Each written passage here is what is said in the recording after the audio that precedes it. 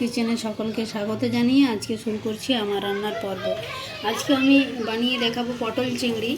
তো এই ভিডিওটা আপনারা প্রথম থেকে শেষ পর্যন্ত দেখবেন এবং পাশে থাকা বেল আইকনে ক্লিক করে রাখবেন এবং নিচে থাকা লাল রঙের বাটনটি সাবস্ক্রাইব করে রাখবেন, যাতে আমার রান্নার সমস্ত রকম আপডেট আপনারা পেয়ে থাকেন। আর ভিডিওটা প্রথম থেকে শেষ পর্যন্ত দেখে যদি আপনাদের ভালো লাগে তাহলে লাইক, কমেন্ট, শেয়ার করতে ভুলবেন না। ফেসবুক থেকে দেখতে চাইলে আমার ফেসবুক পেজ ফলো করে রাখবেন। তো চলুন আমি এই পটল চিংড়ি বানানোর জন্য কি কি উপকরণ নিয়েছি সেটা একবার আপনাদের সঙ্গে শেয়ার করি। গ্যাসটা অন করেই রেখেছি, কড়াইয়ে তেল দিয়ে দিয়েছি, আমার তেল গরম হয়ে গেছে। এখন আমি আলুগুলো ভেজে নেব।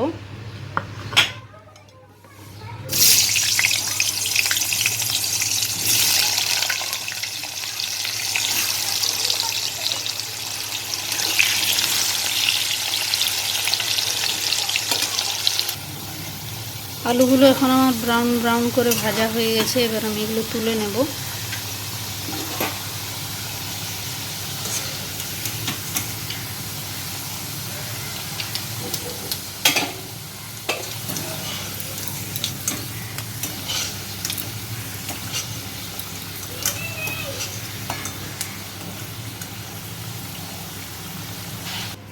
এবার আমি এর মধ্যে দিয়ে দেব কেটে রাখা পটলগুলো।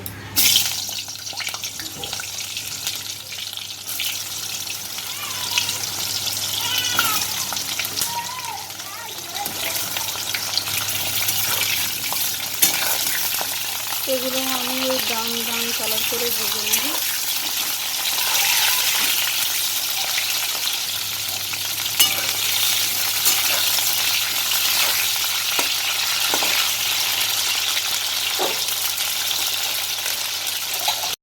এখন পটলগুলো আমার ভাজা হয়ে গেছে, আমি তুলে নেব।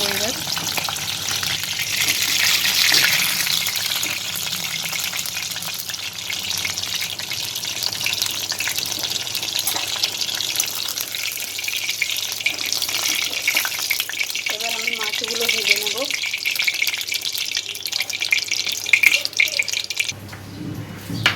এবার দিয়ে দেবো চিংড়ি মাছগুলো।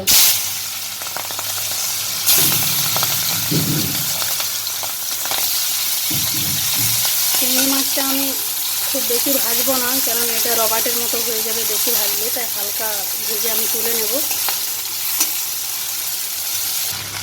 মাছগুলো আমার লাল লাল করে ভাজা হয়ে গেছে, এবার আমি এগুলো তুলে নিচ্ছি।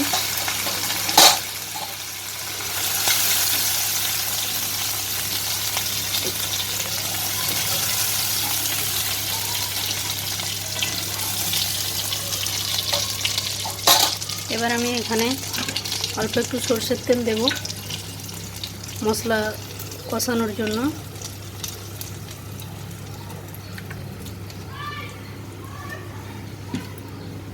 এবার দিয়ে দেবো আমি ফোড়নটা।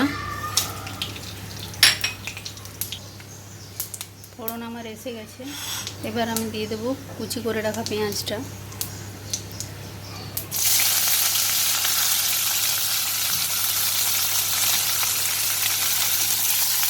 এর মধ্যে অল্প পরিমাণ লবণ দেব, তাহলে পেঁয়াজটা তাড়াতাড়ি গলে যাবে। অল্প পরিমাণ লবণ দিলাম আমি। এবার পেঁয়াজটা লাল লাল করে ভেজে নেব। পেঁয়াজটা আমার ভাজা হয়ে গেছে। এবার আমি কেটে রাখা টমেটোটা দিয়ে দেবো।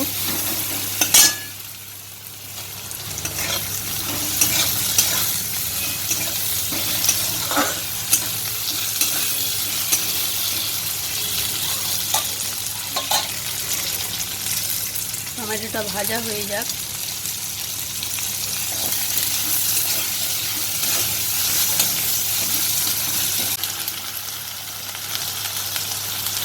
জিরে গুঁড়ো, হলুদ গুঁড়ো। এবার এটা বেশ ভালো করে করতে হবে।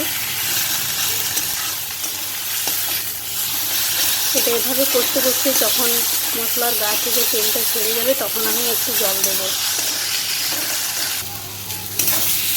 মশলাটা আমার ভালো করে কষানো হয়ে গেছে।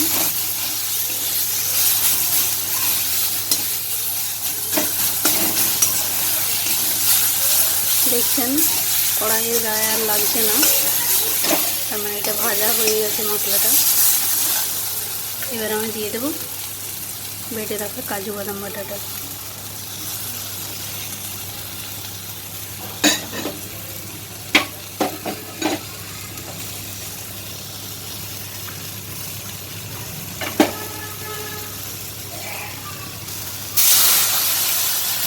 জল দিয়ে দিলাম পাত্রটা ধুয়ে হাফ বাটির মতো জল।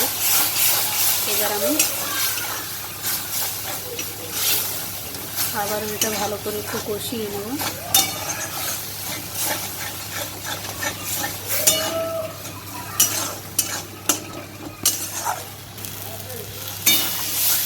মশলার কালার চেঞ্জ হয়ে গেছে, মশলা আমার ভালো করে কষিয়ে নিয়েছি।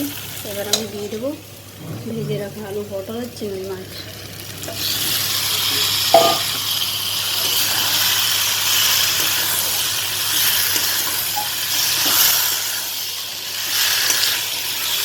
এবার এটা এভাবে 4 থেকে 5 মিনিট নাড়ার পর আমি জল দিয়ে দেবো।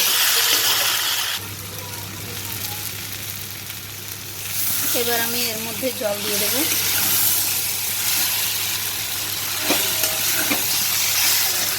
আমি এখানে 1.5 গ্লাসের মতো জল দিলাম।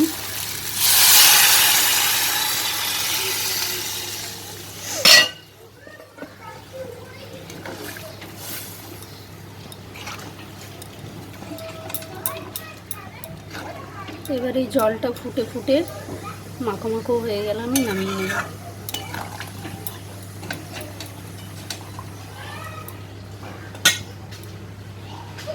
আমাকে অল্প লবণ দিতে হবে, লবণটা আমি কম দিয়েছিলাম আগে। সবজিটা আমার এখন মাখা মাখা হয়ে এসছে, দেখতেই পাচ্ছেন জলটা শুকিয়ে গেছে। আর 2 থেকে 4 মিনিট হলে এটা হয়ে যাবে রেডি। তো আমি এখন একটু অল্প পরিমাণ চিনি দেব।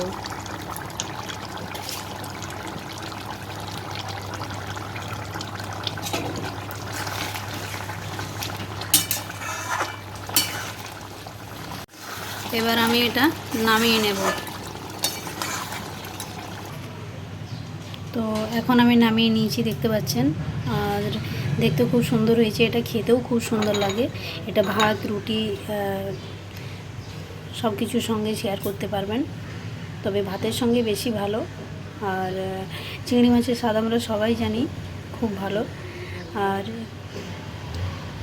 তো বন্ধুরা, আপনারা বাড়িতেও এভাবে বানিয়ে খান। আর যদি আমার এই ভিডিও দেখে আপনাদের ভালো লাগে তাহলে লাইক, কমেন্ট, শেয়ার করবেন। আপনারা বাড়িতে ট্রাই করুন। তো আজকের মতো এখানেই শেষ করি।